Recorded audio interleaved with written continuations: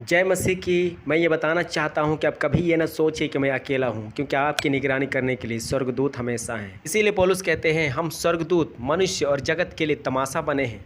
जन लुईस बताते हैं कि उनकी माँ जब छोटी थी उसी समय गांव में एक जागृति सभा चल रही थी। वहाँ पर उनकी माँ ने मन परिवर्तन किया और जब वो मंडली चली गई थी, चर्च में चली गई थी, जब प्रार्थना करने के लिए उन्होंने घुटने टेकी तो क्या देखा, स्वर्गदूत उनके सामने थे।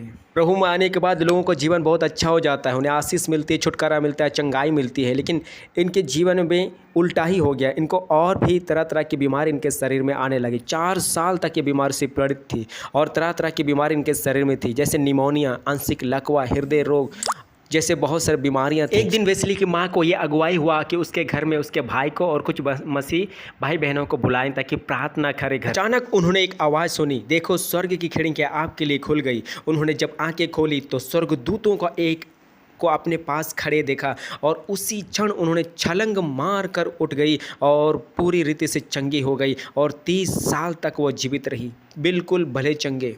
मेरी पत्नी के साथ भी कुछ ऐसा ही हुआ। जब वो विश्वास में आई, विश्वास में आने के बाद उसका तबीयत इतना ख़राब हो गया, उनकी जीवन में इतनी बीमारी आने लगी कि डॉक्टरों के पास जब हम जाते थे तो डॉक्टर रिपोर्ट में कुछ नहीं बताते थे और कहते थे कि इनके सर में कोई बीमारी ही नहीं है। सोच के देखिए, ऐसे हालात में थी कि वो शरीर जो है उनका सूखता चला जा रहा था वो, और पूरी तरह से कमज़ोर और दुर्बल हो गई थी। लेकिन हमने जब प्रार्थना किया, क्योंकि उन्होंने प्रार्थना छोड़ दी थी, जब हमने प्रार्थना किया तो प्रभु ने उसी दिन इसको कहा कि मैं तुम्हें चंगा करूँगा, और प्रभु ने उसी दिन उनके जीवन में काम किया। लेकिन प्रभु ने उन्हें अचानक से चंगाई नहीं दिया। प्रभु ने मेरी पत्नी से कहा, 10 घर में तुम्हें सुसमाचार सुनाने हैं, और उन्होंने सुसमाचार सुनाना चालू किया। 1 घर, 2 घर, 3 घर, ऐसे करते करते सुसमाचार सुना के जिस दिन उसका 10 कंप्लीट हो गया उसी दिन वो चंगी हो गई। उनको पता भी नहीं चला कि मुझे चंगाई मिली और वो बहुत खुश हो गई।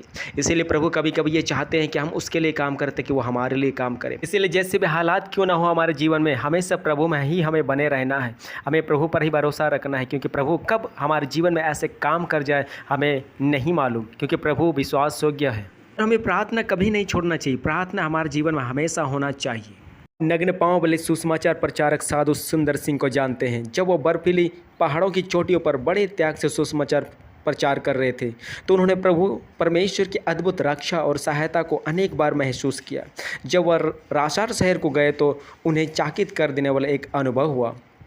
प्रमुख बुद्ध लामा ने सुंदर सिंह को गिरफ्तार करके मृत्युदंड सुनाया, क्योंकि वह मसीह का प्रचार कर रहे थे। उन्होंने एक खाली गहरे कुएं में फेंक दिया। सुंदर सिंह उस कुएं में मरे हुए आदमियों की हड्डियों और सड़े हुए मांस के ढेर में जा पड़े। वहाँ की बदबू सहन से बाहर थी। वहाँ पर उन्हें 3 दिन कभी बेहोशी, कभी चेतना की अवस्था में रहना पड़ा। तीसरी रात जब वह प्रार्थना कर रहे थे, उन्होंने एक चाबी से खोलने की आवाज़ सुनी।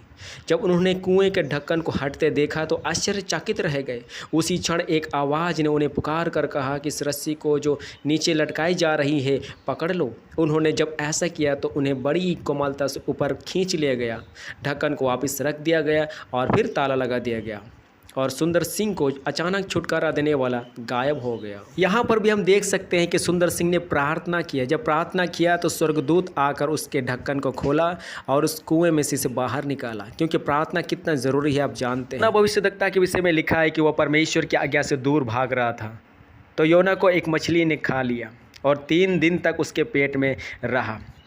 और हम देखते हैं कि वहाँ पर उन्होंने प्रार्थना किया। जब उन्होंने प्रार्थना की तो परमेश्वर उनकी प्रार्थना को सुनकर योना नबी को उस मछली से बाहर निकाला और उसे जीवित रखा, उसे मरने नहीं दिया। योना नबी ने प्रार्थना किया, इसीलिए परमेश्वर ने उसको छुटकारा दिया। जब तक प्रार्थना नहीं कर रहा था परमेश्वर उसके जीवन में काम नहीं कर पा रहा था। तो मेरे प्रियो, आप जानते हैं कि कितना ज़रूरी है हमारे जीवन में प्रार्थना, कितना महत्व है। प्रार्थना यदि हम नहीं करते हैं तो हमारे जीवन में बहुत सारे छुटकारा, बहुत सारे परमेश्वर की चीज़ें जो हमारे जीवन में होने चाहिए वो नहीं होता है। सबको जय मसीह की। आपको प्रभु आशीष करे।